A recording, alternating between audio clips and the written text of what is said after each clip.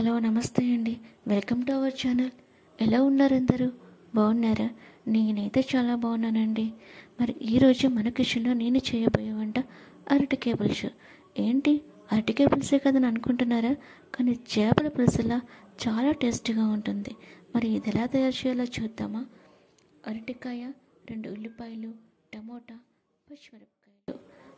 ముందుగా మనం mixie jar తీసుకొని మనం కట్ చేసి పెట్టుకున్న ఆనియన్స్, టమోటా, అలాగే దానితో పాటు అల్లం వెల్లుల్లి పేస్ట్ వేసుకొని మిక్సీ పెట్టుకోవాలి.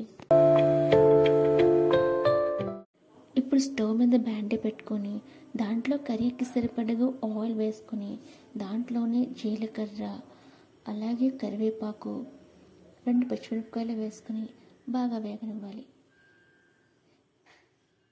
ఇది వేగిన తర్వాత మనం ముందుగానే మిక్సీ చేసి పెట్టుకున్న ఉల్లిపాయ, టమాటో పేస్ట్ వేసి ఒక 2 నిమిషాలు బాగా మగ్గనివ్వాలి.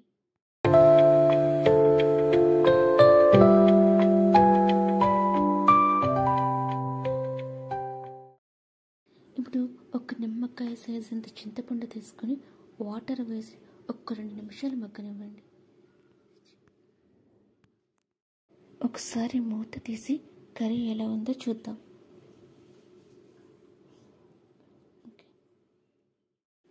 ఇది ఇంకా మగ్గాలండి. ఇప్పుడు చిటికెడు పసుపు, 2 చెంచాల కారం, టేస్ట్కి సరిపడగా సాల్ట్ వేసి బాగా కలుపుకోండి.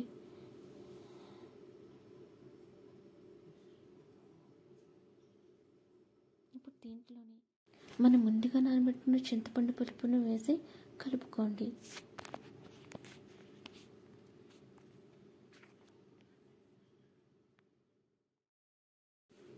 ఇప్పుడు దీంట్లోనే మనకి కర్రీకి సరిపడగా వాటర్ వేసుకొని బాగా కలుపుకోండి.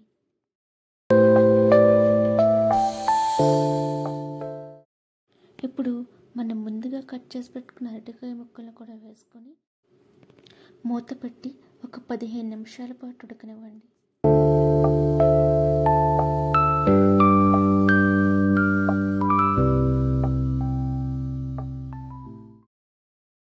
అంతే, అరటికాయ పులుసు రెడీ. పులుసు మామూలుగా ఉండదండి, చేపల పులుసు అంత టేస్టీగా ఉంటుంది. మీరు కూడా ట్రై చేయండి. మీకైతే 100% నచ్చుతుందని నేను అనుకుంటున్నాను. ఎలా ఉందో కామెంట్ చేయండి. అలాగే మీకు ఇంకా ఏమైనా రెసిపీస్ కావాలంటే కామెంట్ బాక్స్లో కామెంట్ చేయండి. Thank you for the watching.